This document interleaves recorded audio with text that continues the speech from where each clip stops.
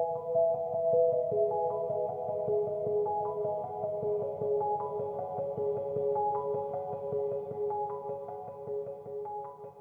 everyone, and welcome to the Meadows Museum of Art. My name is Alyssa Klaus, and I'm the director here at the Meadows. If you're a Centenary student and you need passport points, we have a sign-up sheet at the front desk. Our speaker for tonight is Emily Grant, who will be discussing Side Effects, which is her senior exhibition. Emily is originally from Shreveport, Louisiana, and I got to know her last year when she worked at the Meadows and made a children's guide for the museum. And now I get to have her back in the museum this semester exhibiting her very own work. Emily's exhibition utilizes a variety of 3D media to depict the impact that medication has had on her mental health journey. Following her graduation from Centenary this winter, Emily will pursue a master's degree in fine art and plans to continue her own art practice while teaching others. Side Effects will be up through December 3rd. Please join me in welcoming Emily.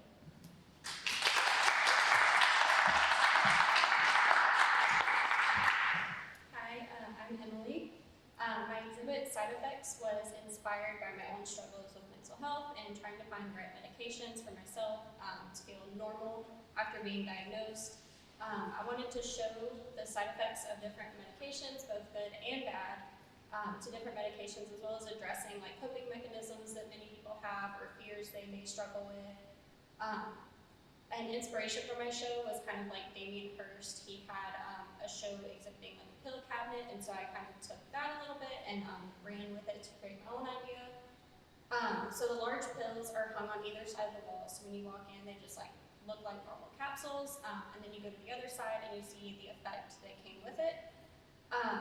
And then the resin pills are set up on shelves to almost resemble like a medicine cabinet, but still have like a display effect, so when you walk in, it's still as a display. The pile of pill bottles were to show the links that some people go through to feel normal again in their own daily lives. I think my favorite piece is probably either one of the larger pills, just because it was such a process to make and it was fun to see them all come together, especially after painting them. The base was a lot to prep, so it was really nice to be able to paint them and see that it came out the way that I was hoping it to. I was very nervous about making them though, because I'd never done it before, and the base is foam, so that was kind of, I didn't want to break it, you know. So I chose to work with the foam on them because it was the easiest to kind of create that capsule shape. And I'd never done it before, so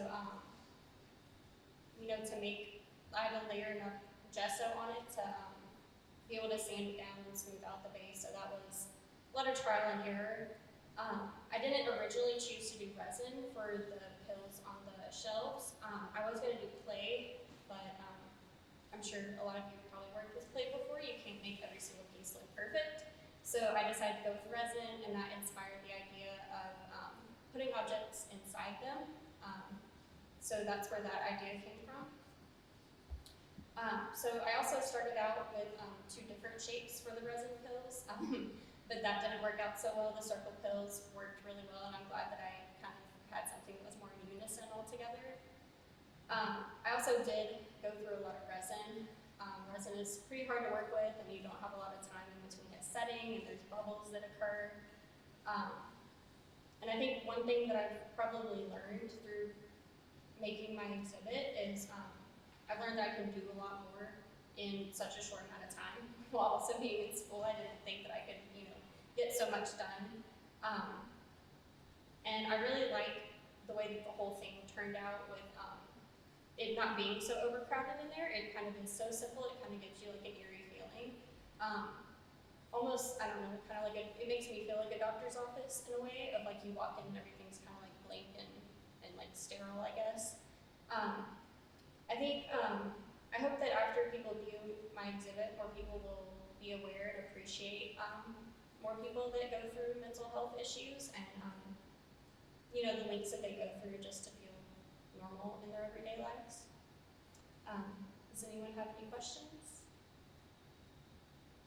Yes. Why did you choose to name it Side Effects with an A instead of Effects with an E? So I chose affect instead of effect because it was more the way that it personally affected me. So I thought that would be a nice little play on words to also represent a personal struggle.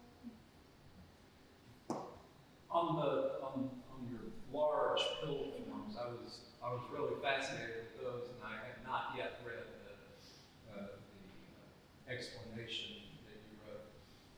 But I thought that was fascinating, the difference between the two of them, and I'd like you to tell us a little bit more about what's going on with the contrast between the one side and the other side. So it was based off this pill that I took before. That's actually the colors of the pill. Was one side was white and one side was orange. And so there was a difference between before I took it and after I took it. And so before I would take it, I would feel very on edge and just like nervous and like, yeah, the spiky feeling that you see when you look at it. And then the other side of it was the effect of like after I took it, I felt more calm. I would sometimes get like, you know, like a fuzzy feeling of, oh, I feel content and like, you know, all that. So that's kind of where, yeah, that's where that came into play. Yeah, yeah. Okay. Yeah. I was also really fascinated with your pill forms and the variety of things that you put inside them. Can you tell us a little more about, you know, you've got the sharp thing, and then you've got the one with the little screwdriver tips that I think looks like you're doing art or tubes of paint or something like that. Yeah. So so some of them, like the shark, was like a fear, like either irrational or rational, just fears that people have that may hold them back in certain things in their life. And then there are like the paint tubes and stuff like that people use to like cope with how they're feeling and like stress, or like the cigarettes. People smoke cigarettes for stress and anxiety and stuff like that. So I wanted to capture. Are these self-medication things too that you're addressing? Not really. It's more of just things that people use to cope. I guess self-medicating in a way. I would call it coping, but yeah. Yeah. Okay.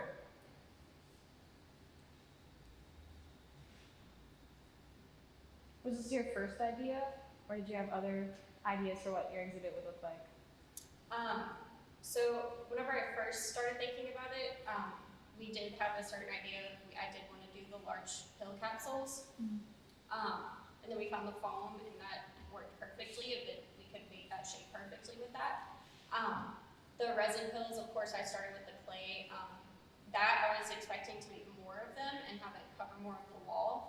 And then I decided on resin, and so, and then that inspired the idea to put stuff in them, and I only could come up with a certain amount of things. Yeah, and then it's also hard to hang them because they are transparent, and so I had to come up with a different way of how I wanted to display them rather than like hooks that you could see. So. How did you manage to get them so polished?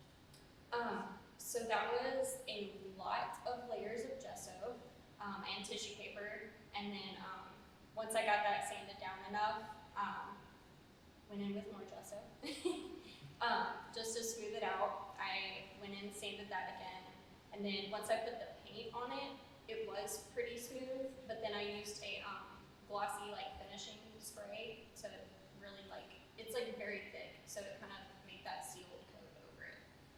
And wall filler. Yes. Oh yeah, I used spackle wall filler. So like the grooves in there, so it would be smooth. Yeah. Yeah. So then you spray a material over the top of that? I sprayed I did the spray paint, and then it's like a thick, clear spray paint that you use for like projects and stuff, and I was like, that's perfect. And so I used that, and I also used it to put a clear coat over the pills, so you couldn't see so many of the scratches from the mold. Okay, that's very good. Yeah, it came in handy. I identify strongly with your comments about doing something you've never done before. Yeah. And what I'm thinking as you're saying that is, well, you're someone who's gone through mental health issues, but she was strong enough to face the anxiety of dealing with that. Yeah. So that's pretty cool. Yeah. I had never done sculpture in general before. I usually did painting. It's just what I did for like all of high school and then throughout. So it was fun though. It was fun to work with the different materials. So. How do you feel about people touching those, like the spiky peaks and the soft peaks? They can. They're not going anywhere. they're not going Is anywhere. it worth them riding it from the side or just not? Right now you're not commenting on it. Like, do you feel strong enough to add something like peace touch or? I'm open to it, yeah, as long as they're not aggressive with it. But It's I hard would when be, it's- Don't Yeah. ever touch this and then we'll Yes. all I would be open to it, especially like the faux fur on the other one, that you want to touch something soft when you see it, so. You could lace the points with a hallucinogen. Interactive.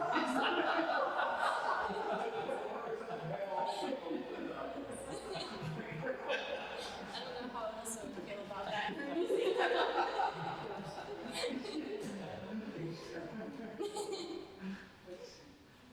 Did you have a? Oh, yeah, what made you choose sculpture instead of painting?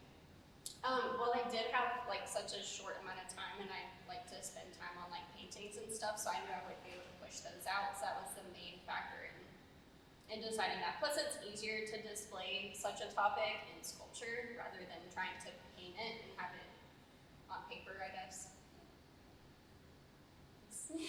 Is this a topic that you want to continue making work about, or do you think? I think so. Especially with like the stigma behind mental health, I think it is something that I feel more people should talk about. Shouldn't be something